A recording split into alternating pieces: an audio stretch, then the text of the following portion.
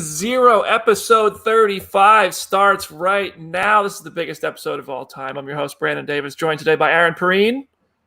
It's a hot one, folks. It's a hot one. That's right. And we have Jenna Anderson in the virtual building. Hey, everybody. And we are just going to jump right into it, guys. We have a super exciting show because we are super excited about our guests today. They have the #1 movie in the world right now. First of all, Shang-Chi and the Legend of the Ten Rings director Destin Daniel Cretton is on Phase Zero. We love a fist pump dance entry. We love it. Destin, thanks for hanging with us. Thank you. Thanks for having us. Of course. And we also have Shang-Chi himself, the man, the myth, the legend, Simu Liu on Phase Zero. Simu, man, welcome to the show. There. Yeah. What's up, everybody? What's going on, dude? Welcome to the show. Welcome to the Marvel Universe. Unreal. Thank you. Of course. Listen, we like to start the show. Before we get to all of our congratulations and everything, we like to start the show with an icebreaker for everybody. So both of you are going to have to answer a very difficult question here. Of back in the Civil War days, were you Team Cap or Team Iron Man? I'm always Team Cap. Woo! That's no diss on Iron Man, though. I don't think. Simu, what was that? Oh, sorry. No, I was just saying. I think Cap had his head on straight for that whole altercation. We'll allow it.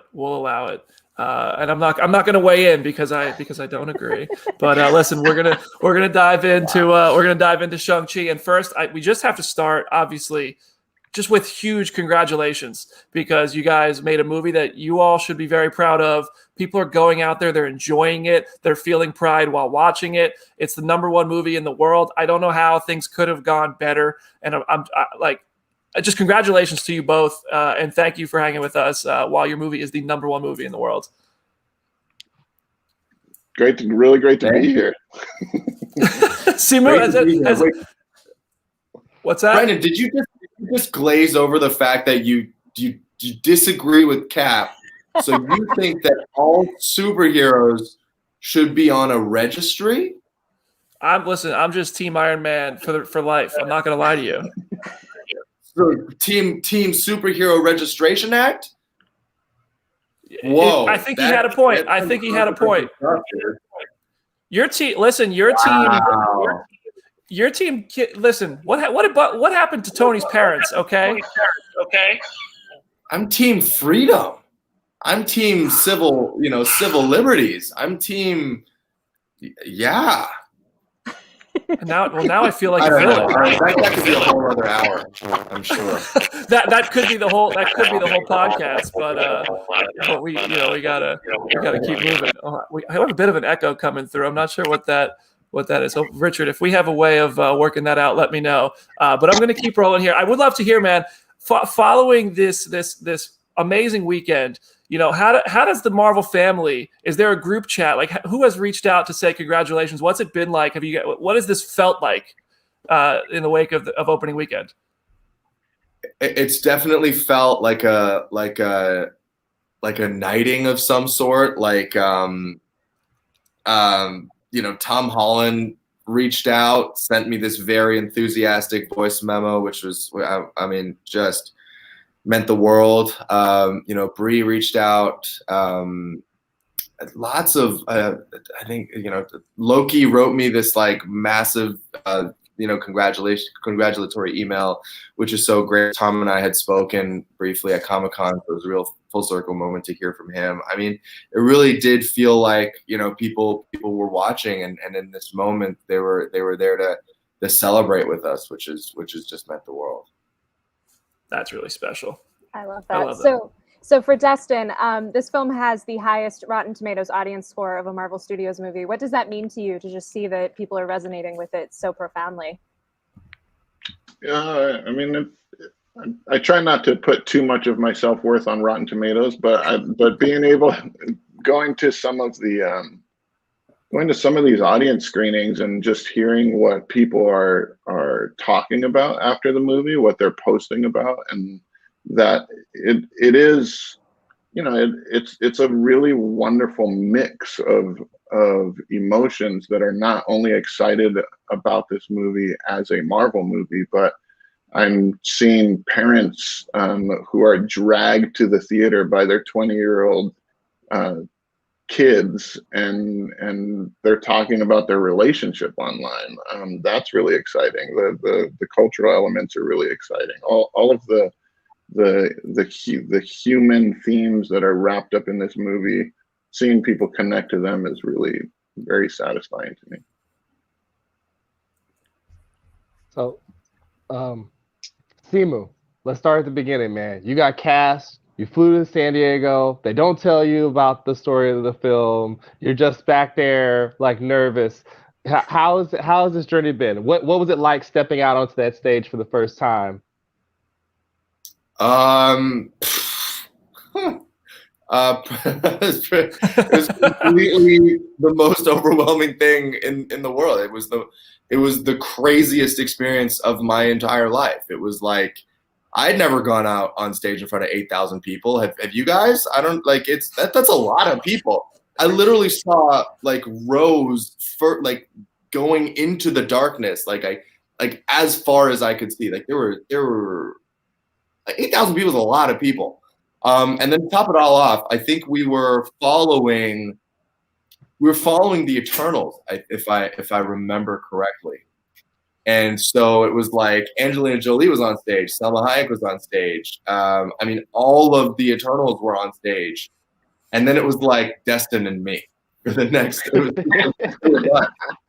And we had to march on up there, and we're like, "Look, I know you were just talking to Angelina Jolie, but guess what? You're talking to this guy now." And I had to, you know, what I really wanted to do, what was really my goal, is to just bring every single person along with me to experience that sense of wonderment, that sense of just totally like almost childlike joy that I was feeling of just being just there for the first time. I tried to just show the world how excited I was rather than how nervous I was. And so hopefully that came through. Nailed it. I love it. Actually, I want to bring in our first question because we are going to talk spoilers for Shang-Chi and Legend of the Ten Rings. If you have not seen the movie yet, we are talking spoilers. And our first question we put out a call for journalism students and for recent graduates to be a part of the show. And Cheyenne reached out. I think she has a great question, but it is a spoiler for the film in some ways. So I want to bring Cheyenne into the show so she can take the floor and ask and be a part of the show. Hello. Hi, nice to meet you, and congratulations on the movie. I saw it. Big excitement going around. I just want to say, first and foremost, I too am Team Cap, so there's that. But my question is, yes. So my question for you, I know the Chinese dragon symbolizes a lot in Chinese culture, and obviously the Great Protector is like a big part of that final act. So I want to know what the dragon symbolizes for you personally, each of you, and then how did the movie strengthen your connection to the culture and your core beliefs? I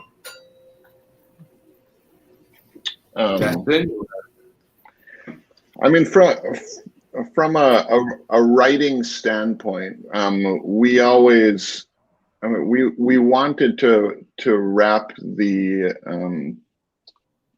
essence of what the Chinese water dragon represents into really what the essence of Shang-Chi's mom, Li, and that her spirit and the way that she moves. We always imagined that we were in that there was a symbiotic relationship between her spirit and the spirit of the dragon. One of the big emotional moments for me of the movie is when Shang-Chi is underwater and he finally wakes up by kind of being revived by the breath of this dragon. And when he's looking into the eyes of that dragon, it's an emotional moment for me, because I feel like in a way he is looking into the eyes of his mom. I love that. And Simu, is there any answer from you? I mean, the dragon for me in that moment symbolizes, I mean, it's an important moment for Sean, because it's the moment at which he embraces his destiny. And I just feel like it's very fitting that that moment is that moment that he literally grabs onto such an emblem of Chinese mythology. It's in a way, it's showing the connectedness, how connected he has become with who he is, with where he's come from, and his journey over the course of the movie is very much about self-discovery, self-acceptance, and then self-love. And I feel like at that moment, that's when the audience sees, for the very first time, a fully formed superhero. And I think, and I also, there's a part of me as a Marvel fan that also sees the coming of that dragon as like, oh boy, like that is the Marvel, that is the Marvel climax. That is like, because this movie was never gonna be supposed to be about a son beating the crap out of his dad. Like there's just nothing narratively really interesting about that, but just seeing that final moment, I think it's just like seeing us be a part of that massive kind of climax is so empowering. And so there's a lot of noise going on. Oh, you're good. You're good. I think. Listen, I think that was Shia. I think that's a great question, and I'm really glad you asked it. And I just want to thank you for coming on the show and bringing that awesome energy. Yeah, thank you. Thanks, Cheyenne. All right, so I have a question for you. Speaking of like that climax, when I was watching the movie, I've seen it 3 times now. There's the moment where the camera is looking up at you. You're dancing through the air. The music, like that, the theme song comes in. You're working the 10 rings, destroying the insides of another dragon, which was amazing. But it's just that moment where the camera looks up, and I would love to hear from you, because that feels like the moment where he fully is. You are a superhero. When you saw that for the first time, like, what happens to a person when you see yourself like that? Because I can't imagine that's unreal.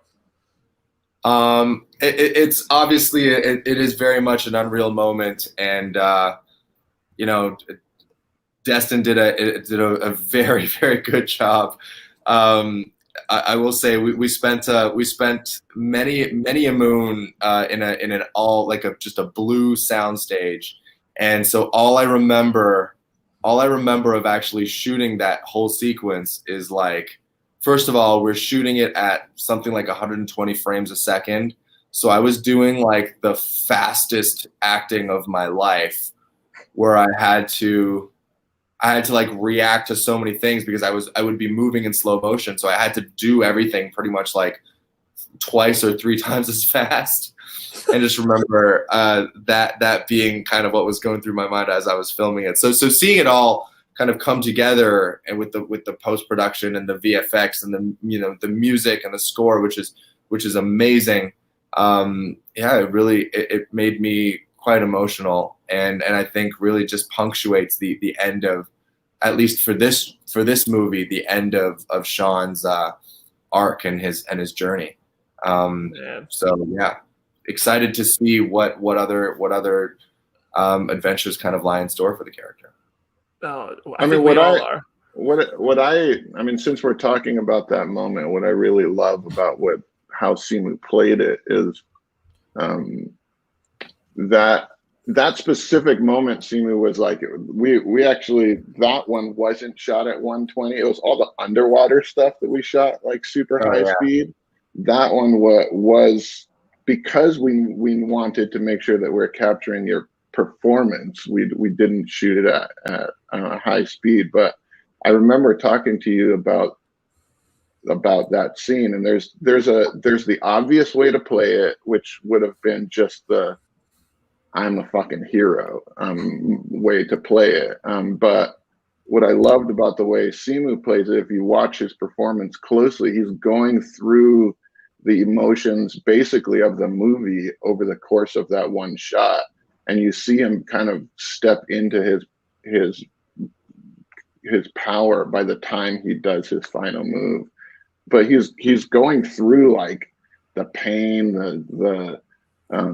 the insecurities, the childhood, and then the empowerment from both mom and dad. Like it's a very unique way to play that moment, and it makes it very emotional for me.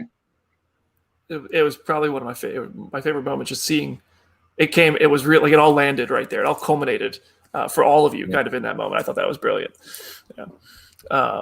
Aaron, I think you have the next question here. Yeah, Simu. So Mayor said in our interview that she punched you during your first fight sequence. Do you remember that? Like, was it a hard shot? Like, are you good? Like, what happened? I don't remember. I don't even know if I felt it. I think it probably just ricocheted off of my cheekbone. And I was just like, oh, did you touch me? I didn't even sense it. I didn't even feel it. No, I'm sure. I'm sure she hit me lots of times. And when she wasn't hitting me, when we were rehearsing that brother sister fight, I would still be getting banged up because she has by far the boniest elbows of anybody that I have ever sparred with at all. So it was not shall we say, it's not a pleasant experience. My arm and my forearms give a little bit of cushion, and hers just were not generous. So probably wasn't the first or the last time that she punched me. And she probably loved it way more than she should have. But that's how you have a really solid, brother-sister dynamic. By the way, Destin, I remember this one like crew because when we first landed in Australia, before we started shooting, we had like a little bit more free time, like not much, but still a little bit. We would have like dinners with all the heads of department and the creatives every week. And I remember very clearly the first week that Munger came. It was like a couple of weeks after we had started, and she came down to test, and then she got the role. And we were talking to her for the first time, and we both knew that she was absolutely the right person for the role. But you were like, your first assignment is to fart in front of each other. He was like, that is the one thing that will really cement the brother-sister dynamic, is that you have to fart in or around each other, possibly on each other. We were like, thanks.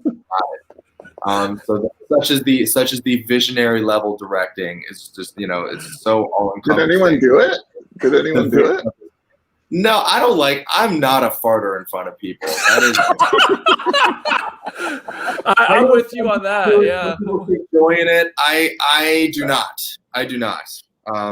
Because where there is a noise, there's also a smell, and that's too much for me.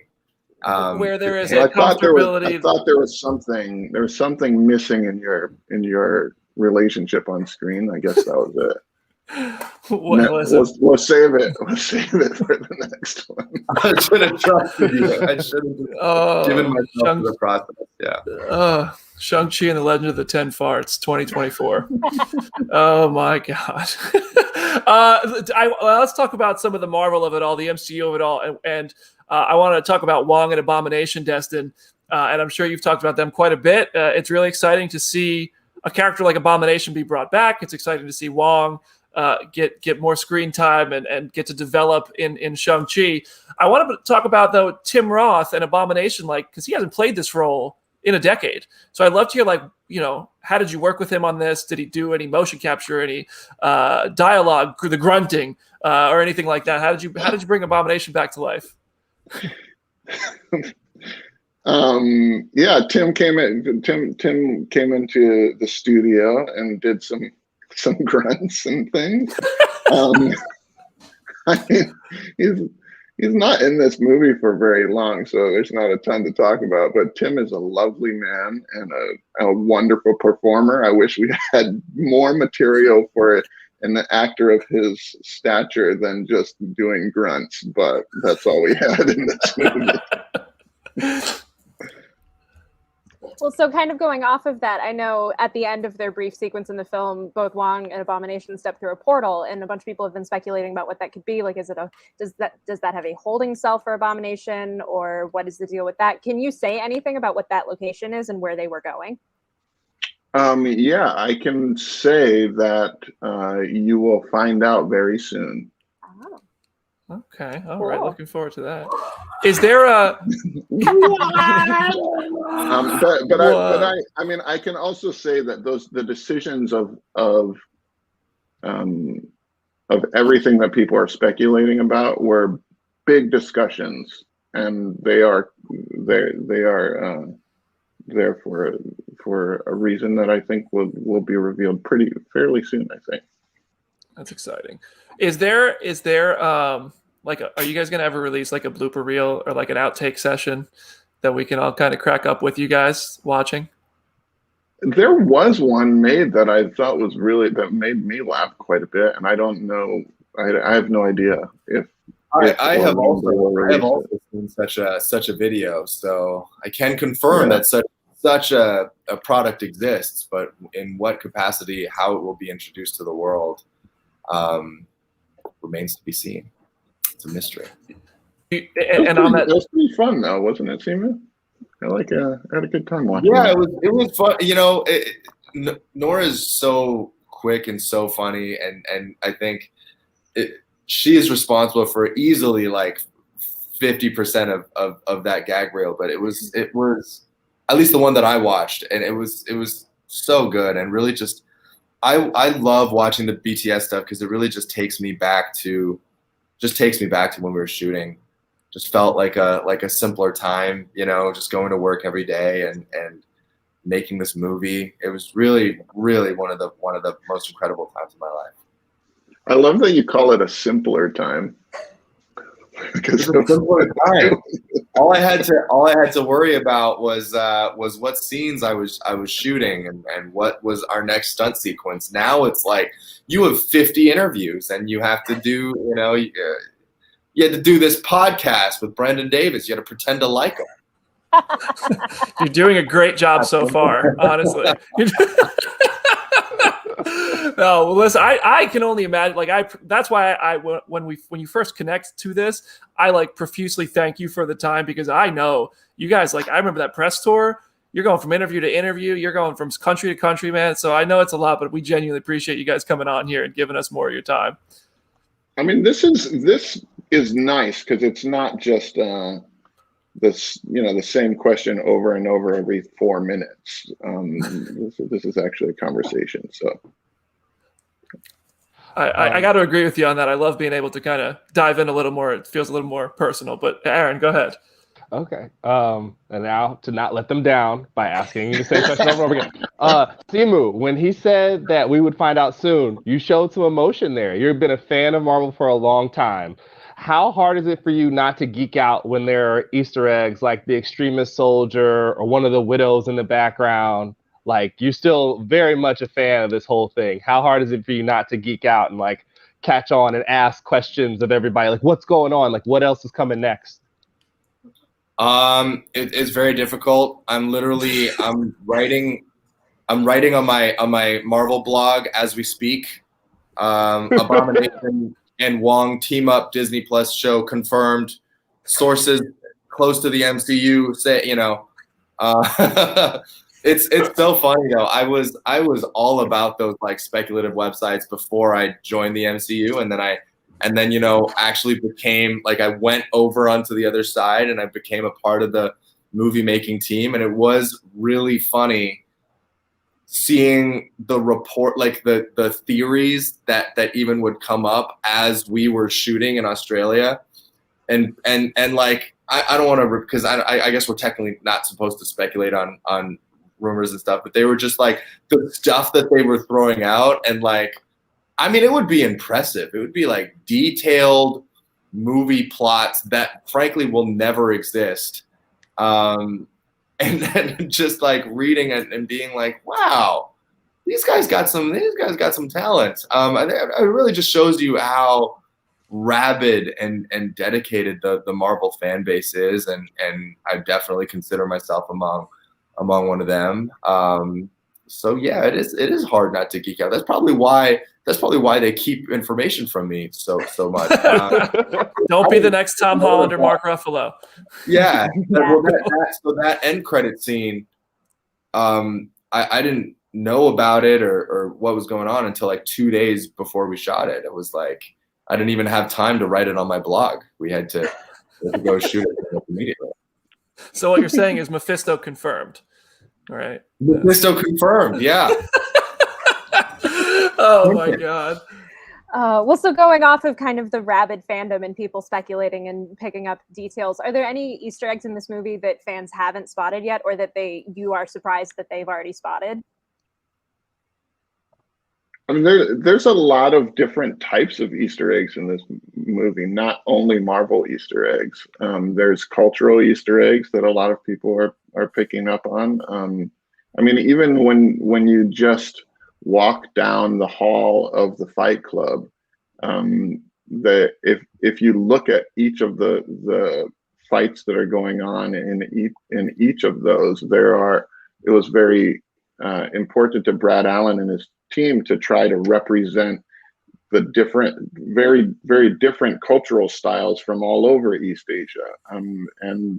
And so there's Easter eggs, there's martial arts Easter eggs hidden throughout the movie as well. I mean, I'm not going online and I don't know what people have really caught on to or not, but there's a lot to find. Yeah. I love the ABC line. Like, you speak ABC, because so a lot of people did it. I'm one of the people, like, just call me a dumb, like, uncultured white dude, I guess. I really, like, I didn't know that ABC meant American born Chinese. And I thought it was just like a joke, like ABC means English. And I was like, oh, and I laughed. And then I learned what it meant. And I was like, this is a sort of representation and joke that means more to more people that finally get to, like, have their humor and something like that represented on screen. I thought it was great. You're not a dumb, uninformed white guy. I mean, that's the whole purpose of moments like that. We don't explain it, and the decision not to explain it, I think really is one that encourages those conversations and that sharing. And I think I think at the end of the day, if this movie was just made for Asian people or just made for Asian Americans, I think it would ultimately fail. I think it really is a movie for everybody, and it's meant for everybody to be included in the conversation, and it's meant to be a bridge to invite everybody to take part of this celebration. So yeah, lots of Easter eggs. I actually really love. I read a couple of articles breaking down the Mandarin that is used in the movie and how some of the subtitles don't do the full line justice, that there's like a color to the original intent of the Mandarin line. And I love that. I think, there are some really, really great ones, and it's just great that people are calling attention to it. Yeah, I really enjoyed it. I went down some Twitter threads that would be a shout out to Nova for who was our interpreter, who was kind of by my side throughout the entire process, and we would go back and forth as to. We had the English version of every line, but when we were speaking Mandarin, Mandarin language. I mean, Simu has the brain for it. I'm just like, she gives me 5 completely different ways to say the simple line that we want in English, and explains to me the context of each. And it's such a rich poetic language that I definitely could not even come close to doing what we did without having Nova next to me the entire process. I love that. I also love the name Nova. I think that's a great name. But It is a great name. It is a great name. And I want to bring in actually another one of our fans here who I think has a great question based on what we just talked about. Kate, Richard, if you could bring Kate into the show. Kate, I'm going to give you the floor. This is Simu and Destin, and go ahead. Hi, Kate. Hi, it's nice to meet both of you. Congratulations on like the incredible success you've had. As an Asian immigrant who grew up in Toronto and moved to the US, I'm so inspired by your career, Simu, and my question for both of you is how you feel about the impact this movie will have on future Asian representation in your respective industries. Wow. Did you see that claim from Simu when you said Toronto?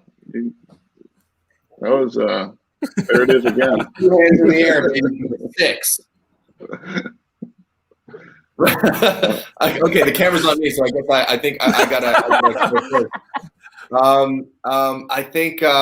I think similar to Black Panther before it in 2018. I think this movie is another step forward in this conversation of who can lead tentpole blockbusters. What are the stories that resonate across a global audience, and I think it's really encouraging, just based on the results just of the last few days, that people are absolutely willing to see new faces and watch new stories, watch stories that have cultural relevance, maybe one that is different than the one that they grew up in. I think people want to listen to different languages and want to be exposed to new and exciting ideas and all of that. So, from an actor perspective, I think it's very encouraging, and it's very meaningful to me that we have such an awesome community too that is seemingly just really come together and galvanized and at a grassroots level, even just planning out theater buyouts and just organizing mass screenings and everything. I just really touched by how much this has meant for our entire community. So I think it's gone a long way in dispelling this notion that lead roles should only be played by one type of people. Hey man, you did that. You guys did that. Be proud of it, But so Kate, honestly, great job. Thank you so much for coming on the show today. Thanks, Kate. Thank you for having me. Of course. We'll talk to you soon. Now I want to get into the. Destin wanted to add something to that. Oh, you go ahead.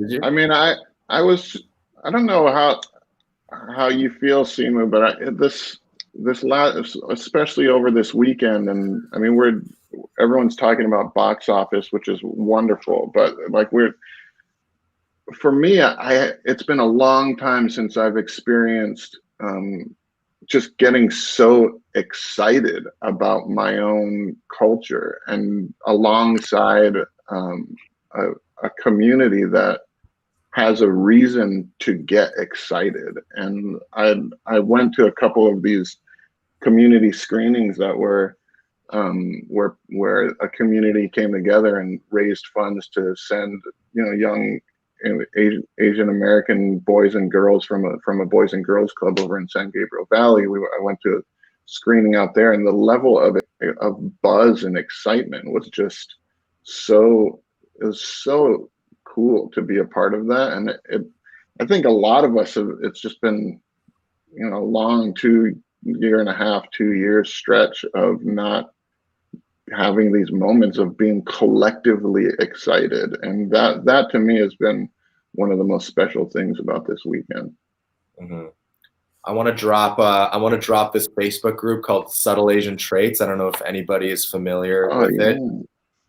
But Subtle Asian Traits is a Facebook group started by Asian students in Australia, and it's grown to this like over 2 million member kind of big cultural hub where we talk about everything from like parental expectations to like boba memes and stuff. And I've been an avid member and poster for 3 or some odd years, but it's been really exciting seeing people resonate so deeply with this movie and talking about how they feel seen in a totally new way, and talking about how for one of the first times in their lives they feel proud of who they are, because growing up based on whatever was going on in our lives or what we saw in the media, we were kind of made to feel ashamed that this marked a real turning point for so many people. So yeah, Destin. I think that's awesome. Yeah, that's awesome. Like it's amazing to see that. Like you could say this is like a Marvel movie or something like that, but it really is bigger than any just like superhero flick. Like it really can impact so many people in so many different ways and stick with them. And I think it's awesome. And I think they picked the right people for the jobs. I'm really happy for all of you who get to feel that pride. So.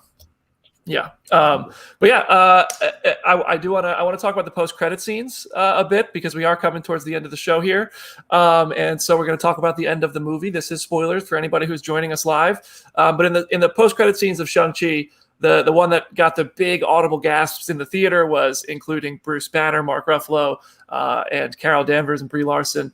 I was here. Were you all on set together? Or was this because they were holograms? So I don't know if you were able to get away with kind of adding people in. How did that go down? They were holograms, practically because those characters would not be able to be in that same room in the MCU, like they're because of what they are up to in other areas of the MCU. They were also holograms because there's no way with COVID that we could have got those actors together. So we were not in the same room. So when you see Simu performing, he's what were you looking at? Were you looking at a ball? I don't know what you were looking at. I was looking at a ball, maybe some highlighter tape attached to the ball, and just like really imagining Brie and Mark. Really just doing my best. Well, if you remember, we had those we had like look-alike stand-ins. Oh yeah. More distracting than that. So we actually had them like stand behind the bookcases and just say their lines. But yeah, it was a challenge, but I mean, hey, I spent that whole dragon climax, acting to a laser pointer. So I was well versed by then. It was a lot of fun, and that scene for a lot of reasons. First of all, Benedict Wong, who plays Wong, was there on the day with us, and he is just absolutely incredible to act with. He just is so like, it very much felt like we were in his wheelhouse. Like stepping onto the set, it was like parts of camouflage that had been assembled together. So first of all, huge, massive geek moment for me, but like to then have him step onto the set and he's got his hands behind his back, he's wearing the whole tunic and he's got the look, he's got the Wong look, it just really felt like he owned the place and we were all just visitors. And then, when he turns to our characters and he says, from now on, the trajectory of your lives will be like nothing you've ever known. I mean, I can't tell you on how deep a level I feel those words as Simu, because I really do feel like I've joined the circus, and maybe Destin, you feel the same way of just like, well, we're in it now. Welcome to the circus, man. That's amazing. Yeah.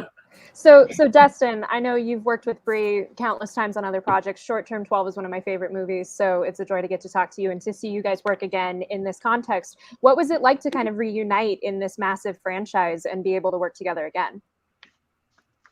It was really cool. I didn't, I went, when she showed up, I went and said hi to her in her trailer, and we caught up a bit because I hadn't seen her in a while. And then I went to set, we got everything ready for her.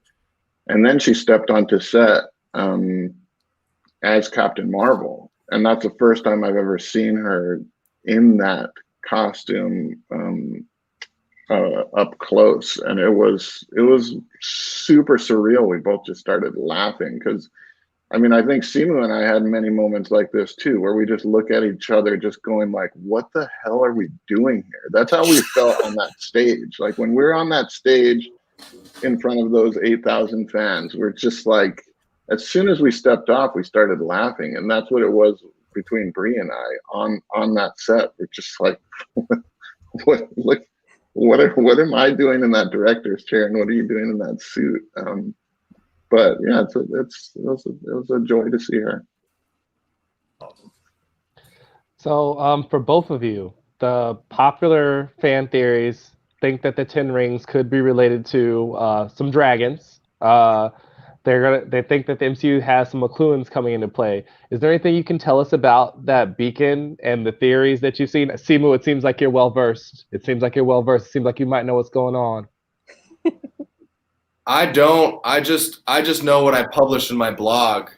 You know, it's really just a lot of speculation based on what you guys say. I just basically steal whatever articles that Brendan writes and I put it on my blog.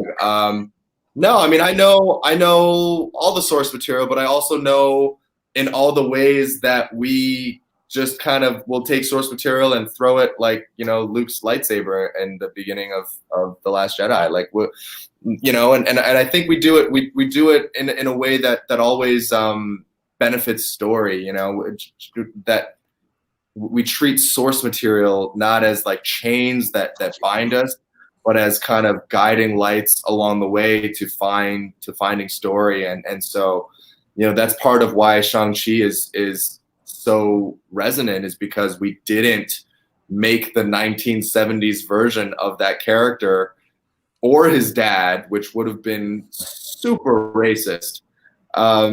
So, you know, if you were to ask me, do I have any idea where we're going with the rings or the signal or anything like that, I would say absolutely not. No more than the most speculative of Marvel websites. Listen, if the Marvel actor thing doesn't work out, we might have a spot for you at Comicbook.com. Mhm. We might have an open. Still confirmed.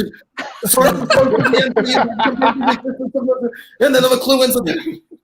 I do think you guys, the interaction between fans and Marvel is so unique and special, all the way through the process.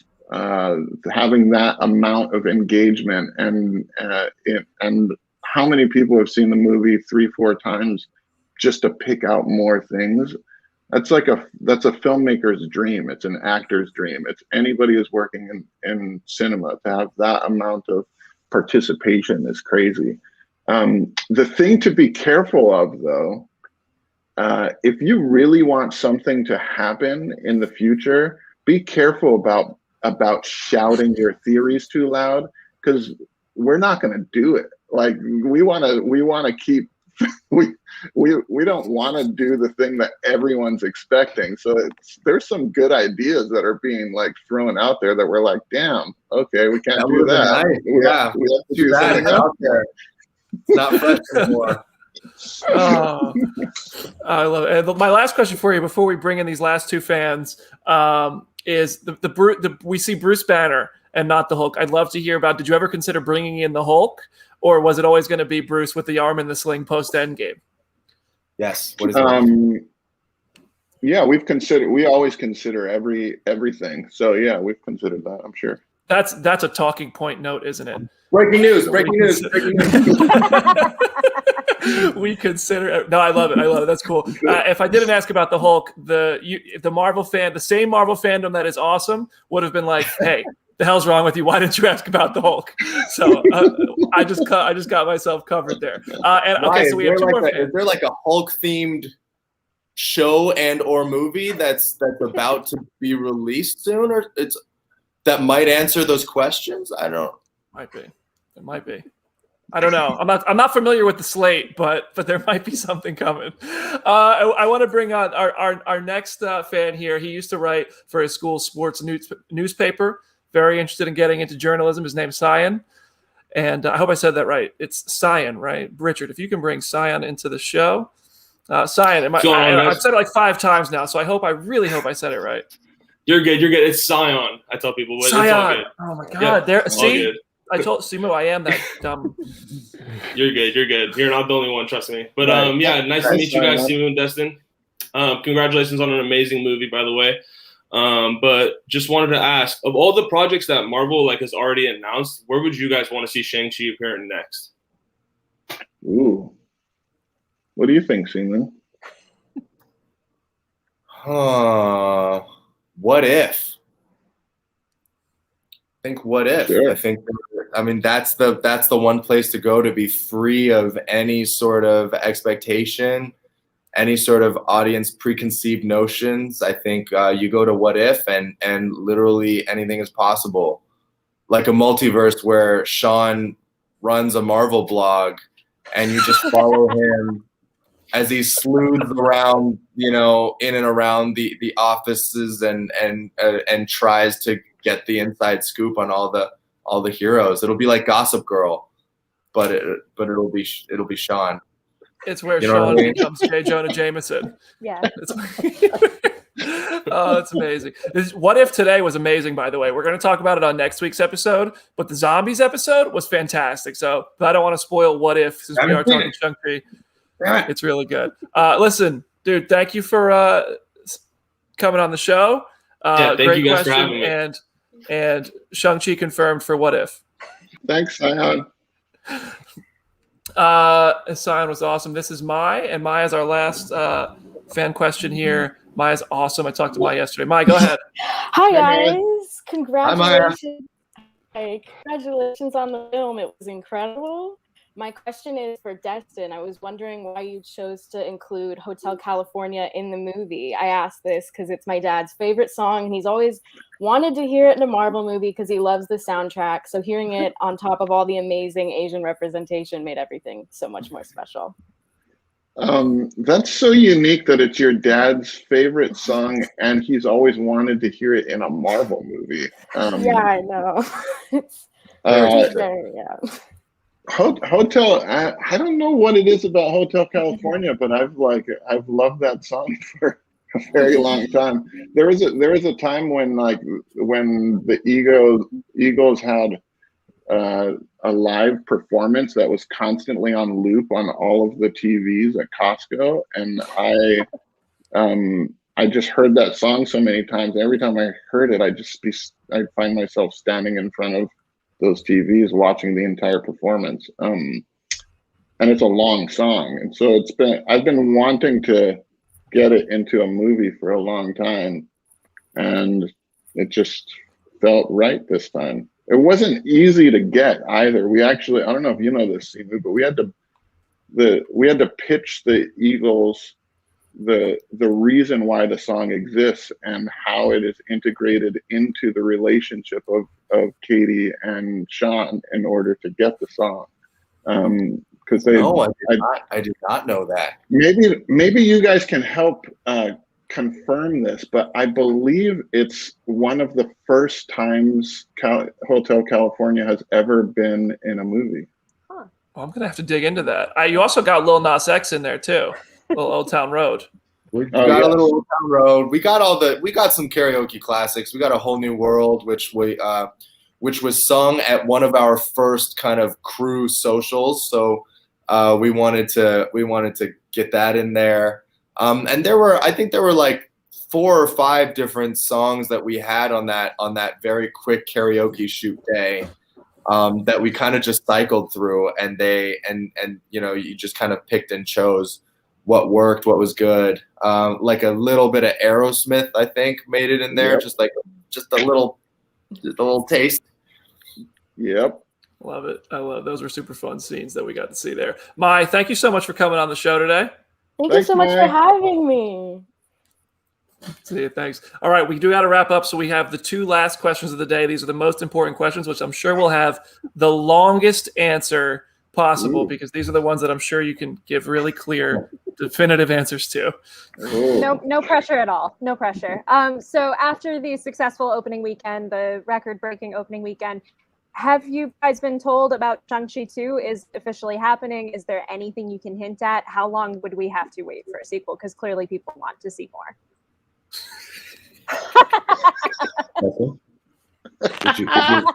Would you like to answer this question? Kevin is texting Simu right now saying, don't do it. My security clearance I has have been higher.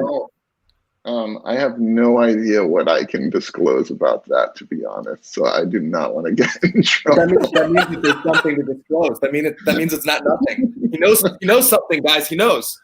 That's fair. We're going to analyze that. We're going to call in some body language detectives to figure out what you know.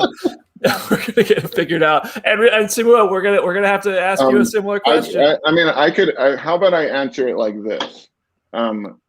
Everybody at Marvel, everybody at Disney, from the top down, all called me personally to congratulate me, not only about the success of this weekend, but how much the movie meant to them.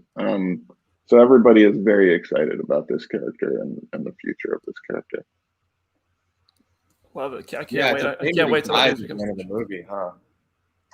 What's that? Yeah. I was like, it's a shame that he dies at the end of the movie, huh?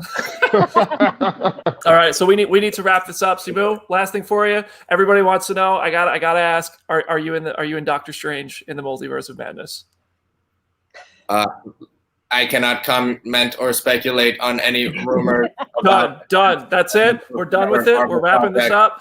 We are done. No, honestly, to be a part of the Marvel Cinematic Simu, Universe, and I look Destin. forward to continuing it and when the opportunity presents itself.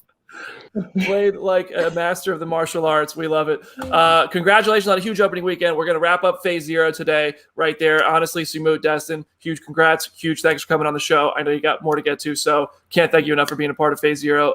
And everybody who has been a part of the show, to our 4 journalism students and super fans of the Marvel Universe, and everybody who has watched us live and is listening in podcast form. It means the world that you support us, that you're supporting Shang-Chi, and that we get to do stuff like this. So thank you to everybody for making today so special. Thank you. Brendan, it was a blast. All right, Richard, send us out of here. Thanks, everybody. Bye.